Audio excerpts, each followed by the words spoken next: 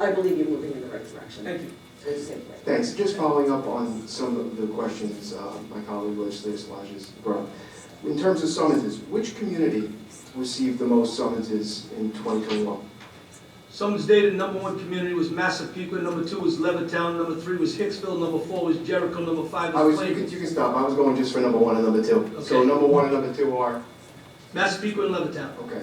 Now, in terms of bail reform, and when we talk about the safest community in the country, I think you said that was 19 and 22 years combined? The award was, we received it in 2019, 2020, 2021's report comes out in March. So, when did bail reform go into effect?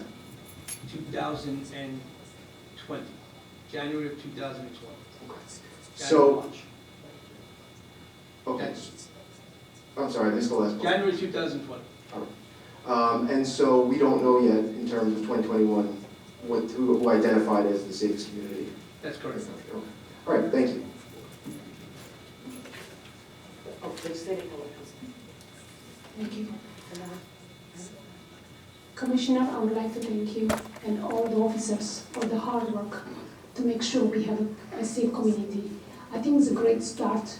There's no doubt there's more work to do in the future, but the idea is to come together and to see how we can improve a lot of issues. I would love to see more African Americans, kids to join the Nassau police, and we have to encourage, maybe we can come up with great ideas to encourage more kids to take the test, unless, you know, if they are not joining and coming to take the test, no way we can have a higher number of police officers. So I think we can come and maybe be more creative and to encourage more of those kids to join the Nassau police. But thank you so much for your hard work. Thank you. Thank you, Commissioner. I just wanted to do a couple of follow-up. I know that Legislature Szilagyi about the residency.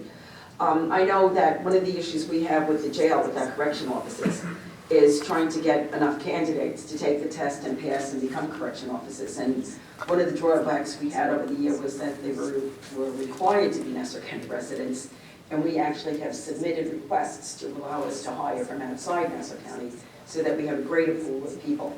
So, so I support you in that, I understand what Mayor Adams wants to do, but New York City is a lot bigger, than Nassau County. So, the fact is that you can go to other parts of the city and give people an opportunity to work here and even live here. So, just one, in Legislative Sludge did touch on the PAL, which we're all big supporters of. I know that one of the ideas that you had, and you may be doing this already, with the academy, that because you have a gym and you have, like basketball courts and things like that, and your dream was to maybe have a lot of the local youth organizations come in. Are you doing that now, or because of COVID you can't? Or? No, we've been up and running on that. As a matter of fact, I got a meeting because we've overbooked ourselves. Every night that academy is being used, Eddie Phillips, who runs our Uniondale, and we assigned another PAL officer to the academy just for that function. That's how involved it's gotten already. Gym space is always a hot item, right? And the PAL has Hicksville. But the kids from Roosevelt and Union can't get to Hicksville, right? There's no bus that takes you there. So let's bring them right up the street, bring them into the academy. We did the JoJo Wright tournament there. We did Eddie Phillips just announced a new tournament. He's calling it the West End tournament, which is going to, so now we can have Elmont, Roosevelt, Uniondale play in that tournament. And then find the West End against the East End and form a tournament. So some good ideas coming out of it, and we overbooked ourselves. That I had to cancel for a graduation, but we're doing it in 2 weeks, and he's like, "Hi, you're bumping me off the court." I apologize, but I need the building. In respect to recruitment, and I know that some, like when we talked about, trying to get these young people to be interested in joining the police force, and and I know with the mentor program you can help, but I know that sometimes, and I think it was, I saw a video, it might have been last year or the year before, a lot of women police officers from Nassau County, and I know that then County Executive Laura Kern was on it, and they were talking about some of the hurdles, so that to maybe prepare the candidates to be able to know what's on the physical. I know that, when my sons, went for the fire department in New York City tests, they could go for these tutorials where they learned what would be on the written part of the test so that they could practice for it. It was offered to all of the candidates in New York City that were taking the test. But even for the physical, a lot of times they get, like, so that they're aware of what's going to be on the physical so that they know if they have to, like, lift 50 pounds or run 10 miles or whatever it is.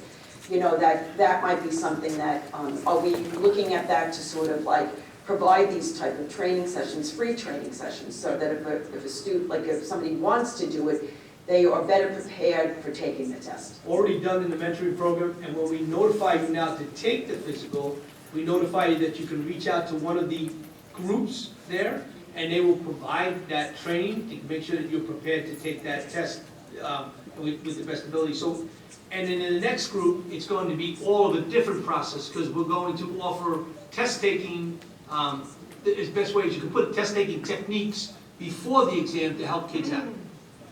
Thank you very much. Legislator Millay. Thank you, Madam Chair. And actually, my first question is to you. I'd like some clarification. The topic today was supposed to be our police reform, but there were quite a number of questions asked about bail reform. And then when Legislator Szilagyi asked a question off topic, there seemed to be a problem. What are we doing here? I don't understand, what topic did he bring up that he wasn't allowed to ask? It was, Yes. yeah, honestly, I can't even remember what it was, but I remember. Oh, no, I asked him a question about what are the key policy distinctions between him and the county executive administration. He said that was a difficult topic, but in terms of the bail reform, I was responding to this comment made by I didn't stop him from asking a question. No, okay. I did not, I didn't. No, I'm just here to assist. I mean, I don't know what question was unanswered. Okay, so it's okay if we ask questions that are a little bit off Well, I topic, think because I that, do you know, have a just question. slightly off topic. I mean, I know that Yeah, they I were understand. talking, you know, the impact of police reform, maybe with bail reform, with, you know, the officers answering like a number of calls and the repeats and stuff like that. But we're trying to stay on, like looking to see how we are moving forward with bail reform. But I'm sorry that you misunderstood something, because I was not here to, you know, censure anyone, Oh, okay? no, you did not. Okay. No. Nor do I feel censored. Yeah, okay. No, you did not. Okay. So, hello, Commissioner. And as always, thank you for a wonderful presentation, and this is great information for all of us to have. My focus is primarily going to be on the mobile crisis units, but I do have a couple of questions prior to that. So regarding questions that my colleagues asked with regards to body cameras, and I'm not 100% in favor of this program. I'm so pleased that it's been implemented, but my question is, do we know that the cameras are always turned on when police go out and interact with people? Is there what I'm trying to find out is there a way of circumventing that? So there's no way to circumvent it, and there's no way to manipulate it. An original is an original. I record it.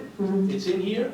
The cop, can't go in and change it. Can't do it. But you couldn't decide not to turn the camera on? Look at that. When you dock it, boom, that's uploaded. Afterwards, the original is always saved. If we need to blur out a face because of a young child or a sex victim, we do that, right? Defense counsel gets it because that's part of discovery. But we don't let that getting out in the wrong way. So, but the original stays in its form, never changes, can't touch.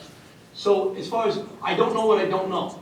And I'll be honest with you, right? So if I stop a car today and I don't turn on my camera, and I address the person, and I don't give him a ticket, and I let him go, he don't complain, and there's no way to tell that he didn't turn it on, right?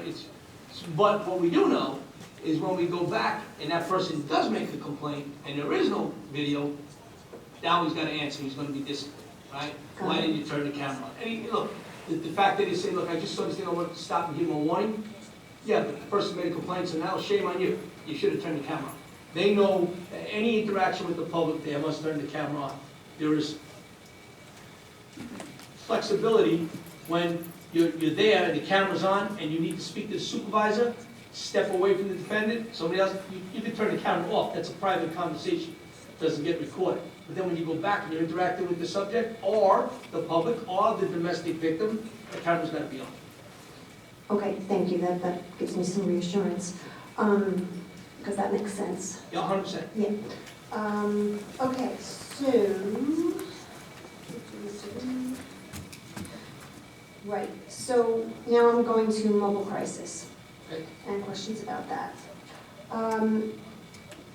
So it's my understanding that the mobile crisis unit is a contracted entity, is that correct? Or that's how it has been in the past? I believe yes. That's Yes, correct. so it's not an official department of the, of Nassau County, for instance?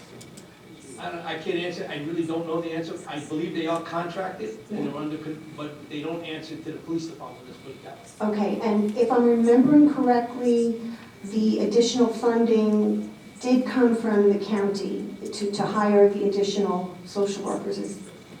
I'm gonna say, I think so, you're right, but I don't think it came from a grant, I think it did come from the county, Okay, but I'm not. okay, and do you know, under the police reform plan, how many extra social workers were supposed to be hired? I believe it was 12, and I think they have 10 in-house. I think they had a high, So- problem hiring 12. Okay, so it should be a total of 12, not 12 extra, is that what you're saying? No, I think it's 12 addition. Okay, and do you know what they started with? I don't know. Right, I'm not in that. Okay, all right, and then you said that they are going out to 4 different stations? So in one place, they're actually located in the police station house. Uh-huh. Another one, they're located in the public safety building. Then there's 2 other county buildings that they're using. It's whatever strategically works out. But to be honest with you, most of the time, they're on the road, they're busy. And they're going to their normal client visits that they make, and then they come back. But if we call, it goes, if there's nobody in the office, it goes directly to a call phone. Okay, and getting back to the 3-tiered response, because I heard it a little different than Legislator Ferretti did. The first tier, is that, do police go to that, or is that just mobile crisis that goes to that? So that first tier is determined by the communications operator. She receives the phone call. Hi, my name is Johnny. I'm feeling a little depressed today. You know, I need to speak to somebody.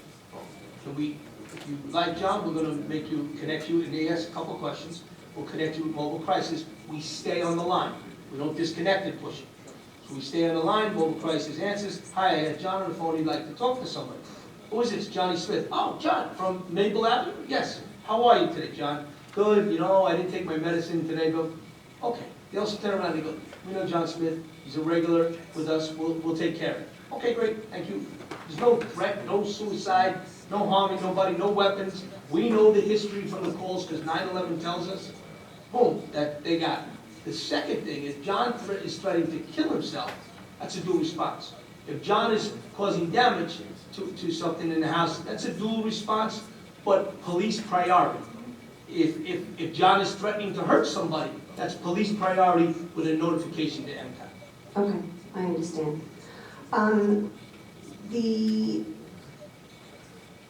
So this is a change in culture, in essence, that the police department is incorporating, that there's this mental health aspect that is separate, whereas police were frequently called to answer to mental health situations on their own without the help of social workers.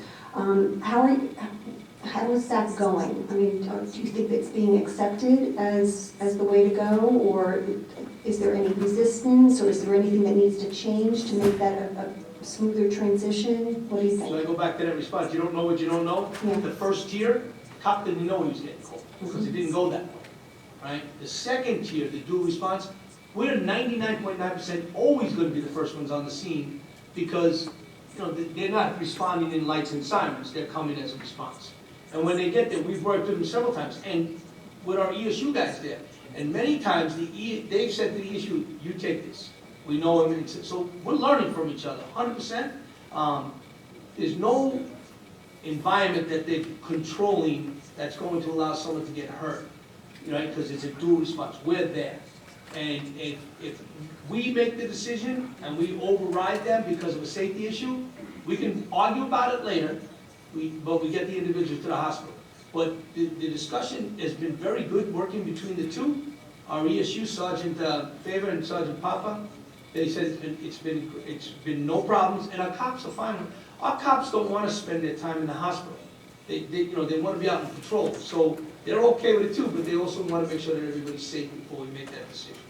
All right, are you finding that, and this is an opinion question, that we're getting better outcomes, worse outcomes, same outcomes? I don't know, and I don't know because it's only 1 month into it, the data's just too small. Okay, that's fair enough.